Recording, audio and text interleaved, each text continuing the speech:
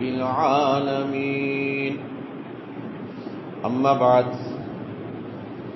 اللہ تبارک و تعالی کی حمد و ثنا کے بعد آقا نامدار فخر الموجودات سید الکونین سید الثقلین ولی بطحاء امام الانبیاء سید المرسلین و خاتم النبیین حضرت محمد مصطفیٰ احمد مجتبیٰ صلی اللہ علیہ وآلہ وسلم کی ذات اقدس پر کروڑوں درود و سلام۔ حاضرین و سامعین، بزرگواران و برادران اور انتہائی قابل احترام ماں اور بہنوں، آج کا خطبہ ماہ رواں کی مناسبت سورۃ العصر کی وضاحت تفسیر۔ اللہ تبارک و تعالی نے اس سورت کے آغاز میں والعصر فرمایا، قسم اٹھائی وقت کی، زمانے کی۔ اللہ جہاں بھی قسم اٹھاتا ہے کسی لفظ کی، اس کی اہمیت کی وجہ سے نہیں بلکہ اندر آنے والا مضمون اس کو ثابت کرنے کے لیے دلالت کے طور پر استعمال کرتا ہے، اور وہ اس مضمون کے مطابق مکمل طور پہ ایک دلیل ہوتی ہے۔ تو یہاں پہ بھی اللہ نے یہی قسم اٹھائی کہ زمانے کی قسم ہے، وقت کی قسم ہے کہ بے شک انسان گھاٹے میں ہے، مگر وہ لوگ گھاٹے میں نہیں جو چار کام کرتے ہیں۔ الا الذین آمنوا، ایمان لاتے ہیں، وعملوا الصالحات، نیک کام کرتے ہیں، وتواصوا بالحق، حق بات پہ ڈٹے بھی رہتے ہیں اور حق بات کو آگے پھیلاتے بھی ہیں، وتواصوا بالصبر، اور حق میں آنے والی تکالیف، مصائب و آلام، اس پہ صبر و استقامت سے کام لیتے ہیں اور آگے صبر و استقامت کا سبق بھی دیتے ہیں، طریقہ بھی سکھاتے ہیں۔ یہ چار کام کرنے والے لوگ گھاٹے میں نہیں ہوں گے۔ اور والعصر، اللہ تبارک و تعالی نے رمضان المبارک کا مہینہ 3 اشروں پہ مبنی ہمیں دیا۔ وہ یوں سمجھے کہ 3 گھنٹوں کا یہ پیپر تھا، جن میں سے تقریباً 6 یا 7 منٹ رہ گئے یا 10 منٹ رہ گئے باقی، تو ممتحن یہ آواز دے دے کہ صرف 10 منٹ باقی رہ گئے ہیں پیپر ختم ہونے میں۔ ایک دن 6 منٹ کا بنتا ہے، اس لحاظ سے آج کا آدھا اور اگلا دن ملا کر 10 منٹ باقی رہ گئے ہیں، پیپر کا وقت ختم ہونے میں آپ سے پیپر چھین لیا جائے گا۔ تو جب یہ آوازہ اسٹوڈنٹ کے کان میں پڑتا ہے کہ اتنے منٹ باقی رہ گئے ہیں، تو اس کی کیفیت اور حالت کیا ہوتی ہے، یہ آپ اندازہ لگائیں کہ جو سمجھدار طلباء ہیں وہ ان 10 منٹوں کو ضائع نہیں کرتے۔ وہ کہتے ہیں کہ جو پیپر کے اندر کمی کوتاہی رہ گئی ہے، جو کمیاں چھوڑ کر میں آیا ہوں، ان کو میں مکمل کر لوں، اس کا ہاتھ پہلے کی نسبت تیز ہو جاتا ہے، وہ تیزی سے کام کرنا شروع کر دیتا ہے کہ اب رہی صحیح کسر بھی میں پوری کر لوں ان 10 منٹوں کے اندر۔ یعنی کہ جو کام وہ 2 یا 2.5 گھنٹوں میں نہیں کر پاتا، وہ آخری 10 سے 15 منٹ کے اندر اندر اس کام کو کور کرنے کی کوشش کرتا ہے۔ لیکن جو نالائق حد حرام ہوتا ہے، وہ جس طرح پہلے 2.5 گھنٹے ضائع کر کے آیا، وہ آخری لمحات کو بھی اسی طرح ہی ضائع کر جاتا ہے۔ اور یہ ہمارے لیے ایک غنیمت ہے کہ ابھی ایک دن باقی ہے، جو کمیاں رہ گئیں ان کو ہم پورا کر لیں۔ اور اس پیپر کے کچھ کویسچنز تھے، یہ رمضان کا پیپر تھا، جس پیپر کا نام رمضان المبارک، اس کے اندر جو کویسچن تھے، روزے رکھنا، قیام اللیل کرنا، تلاوت کلام پاک، صدقہ و خیرات، یہ کویسچنز ہیں۔ اب ہم نے یہ دیکھنا کہ ان 4-5 کویسچنز کے اندر کون سے سوال میں میری کمی رہ گئی۔ کہیں تلاوت کلام پاک میں تو کمی نہیں رہ گئی، کہیں صدقہ و خیرات میں کمی تو نہیں رہی، کہیں قیام اللیل میں کمی تو نہیں رہی۔ اگر یہ کمیاں رہ گئی ہیں تو ان کمیوں کو کور کرنے کے لیے آج کی آخری رات جو 29ویں رات ہے لیلۃ القدر کی، اس میں ان کمیوں کو میں دور کر لوں، اور یہی بہترین طریقہ ہے۔ امام غزالی علیہ رحمت فرماتے ہیں کہ انسان اپنی اصلاح کے لیے 4 چیزوں کو اپنا لے، تیری کامیابی کا راز انہی 4 چیزوں کے اندر ہے۔ امام شافعی علیہ رحمت فرماتے ہیں کہ اللہ تبارک و تعالیٰ پورا قرآن پاک بے شک نازل نہ کرتا، یہ سورت اثر ہی کافی تھی ہمارے لیے کہ 4 کام کر لو، کامیابی کا بہترین طریقہ ہے۔ امام راضی علیہ رحمت فرماتے ہیں کہ والعصر کی مجھے سمجھ نہیں آتی تھی کہ والعصر ان الانسان لفی خسر، کہ انسان گھاٹے میں کیسے ہے۔ ایک برف فروش کی آواز نے مجھے یہ ساری تفصیل سمجھا دی، جب وہ یہ آواز دے رہا تھا، لوگوں میرا سرمایہ گھلا چلا جا رہا ہے، پانی بنتا چلا جا رہا ہے، لوگوں مجھے گھاٹے سے بچاؤ۔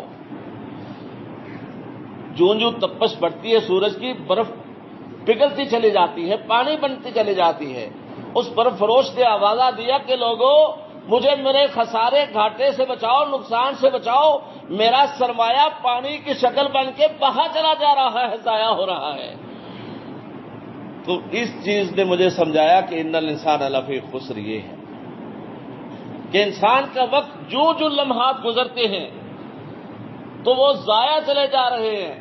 آیا ان لمحات میں نے کچھ حاصل کیا؟ سانس ہم لیتے ہیں ایک، اور سانس کا پروسیس ہوا کھینچنا اور باہر ہوا نکالنا، 2 طریقوں سے یہ پروسیس مکمل ہوتا ہے ایک سانس کا۔ ہوا میں نے لی، ہوا کھینچی، اللہ اس کو حکم نہیں دیتا تو میں دوبارہ ہوا اس کو نکال نہیں سکتا۔ ہوا باہر نکالی، اللہ حکم نہیں دیتا تو میں ہوا کھینچ نہیں سکتا۔ اس کا مطلب ہے ایک سانس میں مجھے رب کریم 2 بار زندگی بخشتا ہے۔ ایک سانس میں رب رحیم 2 بار زندگی بخشتا ہے، تو آیا 2 بار زندگی ہر سانس کے بدلے ملنے والی، تو میں نے اس کا شکر ادا کیا، میں نے اس زندگی سے فائدہ اٹھایا۔ اس کا مطلب ہے ہر سانس کے بدلے ملنے والی 2 بار زندگی میں نے وہ سانس ضائع کر دی۔ ہر وہ سانس ضائع ہے جس سانس میں اللہ کی یاد نہیں۔ صحابہ آپس میں ملاقات کرتے، جدا ہونے سے پہلے سورۃ العصر کی تلاوت سنایا کرتے تھے ایک دوسرے کو، یاد رکھتے تھے کہ کہیں میں گھاٹے میں تو نہیں پڑ رہا۔ فرماتے ہیں کہ والعصر ان الانسان لفی خسر، بے شک انسان گھاٹے میں ہے۔ وقت گزرتا چلا جا رہا ہے، لمحہ بلمحہ گزرتا چلا جا رہا ہے، لیکن ہم اس کے لیے تیار نہیں۔ اور یاد رکھو الا الذین آمنوا، ایمان صرف زبان سے اقرار ہی نہیں بلکہ صدقا من قلبی، مخلصا من قلبی، دل کی سچائی اور دل کے اخلاص کے ساتھ ایمان لانا ہوگا۔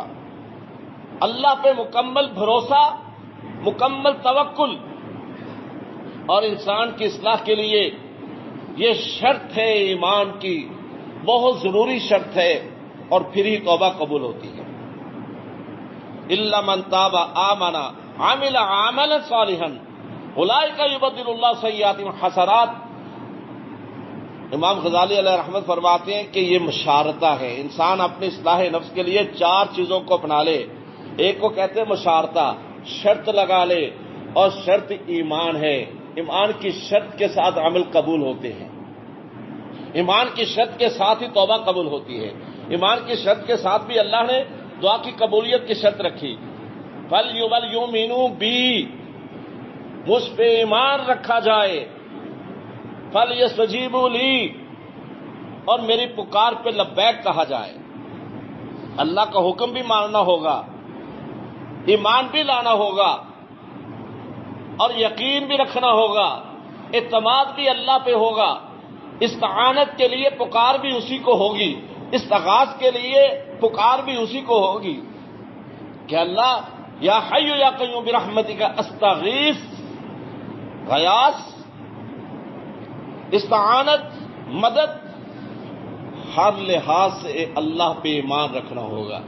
انما المؤمنون الذین آمنوا باللہ ورسولہ ثم لم یرتابوا۔ بس صرف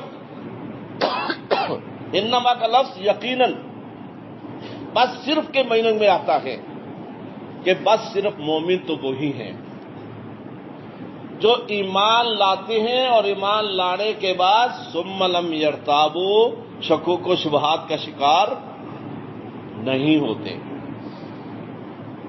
اور انما کا شرط اس کے ساتھ ایمان مکمل، یقین، اعتماد، اللہ پہ مکمل بھروسہ۔ اگر ان میں کمیاں ہیں تو سمجھ لیجئے ہمارا ایمان ڈاواں ڈول ہے، مکمل ایمان والی شرط پہ ہم پورا نہیں اترتے۔ اور پھر آگے مراقبہ، مشارطہ کے ساتھ مراقبہ۔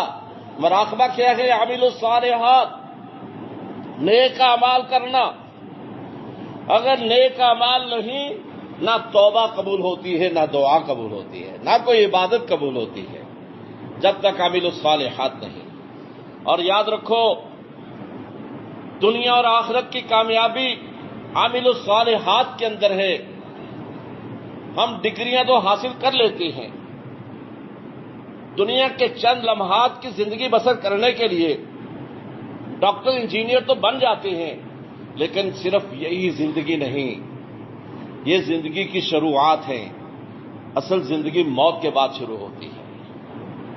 یہ دنیا زندگی کی شروعات ہے، یہ مزرعۃ الآخرہ ہے، یہ آخرت کی کھیتی ہے، یہاں ہم نے بیج بونے ہیں اور آخرت میں جا کر ان بیجوں کا فائدہ حاصل کرنا ہے کہ میں نے کیا فصل اگائی تھی۔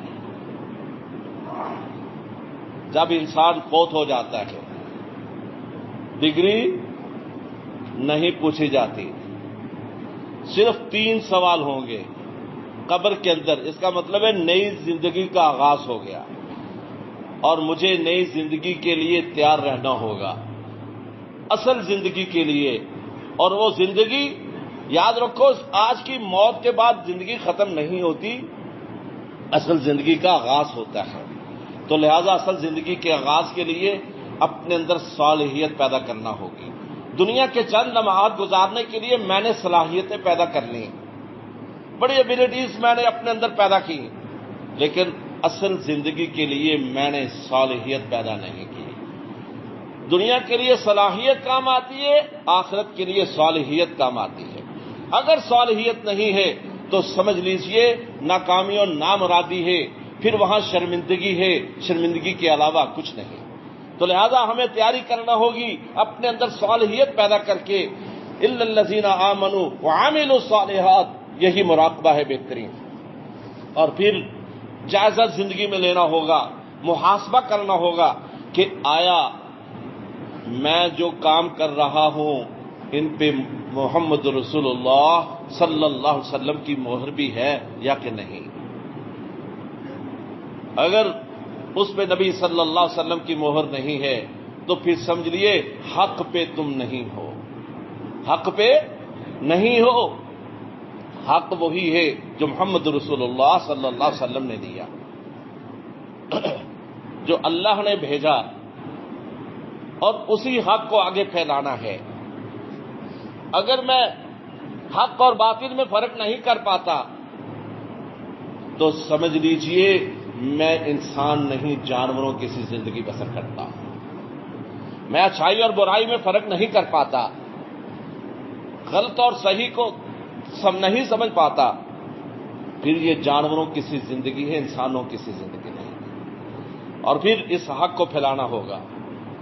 پھر آخری چیز مواخذہ ہے کہ انسان اپنا مواخذہ کرے۔ مواخذہ کیسے؟ اپنے آپ کو سزا دے۔ اور یاد رکھنا شریعت کے اندر اپنے آپ کو سزا دینا تعذیب نفس میں آتا ہے، یہ منع ہے، لیکن یہاں مواخذہ کی کیفیت میں عامل الصالحات اور مواخذہ کی کیفیت میں عبادت کا بوجھ ڈالنا، اصلاح نفس کے لیے، اپنی درست لائن بنانے کے لیے، اپنے آپ کو صحیح درست سمت میں لانے کے لیے، صحیح ٹریک پہ چڑھانے کے لیے مواخذہ کرنا ہوگا، اپنے نفس پہ عبادت کا، اللہ کے ذکر اذکار کا بوجھ ڈالنا ہوگا، اور پھر اس بوجھ کے اوپر صبر و استقامت سے کام لینا ہوگا، تو پھر کامیابی ہے، وگرنہ ناکامی اور نامرادی پھر شرمندگی کے علاوہ ہمارے پلے کچھ نہیں پڑے گا۔ اللہ تبارک و تعالیٰ سے دعا ہے کہ اللہ ہمیں صحیح مومن بنائے، عامل الصالحات والا صالح بنائے، اور صالحیت کی زندگی بسر کرنے کی توفیق عطا فرمائے، اور اخروی منزلوں میں بھی اللہ آسانیاں پیدا فرمائے۔ وآخر دعوانا ان الحمد للہ رب العالمین۔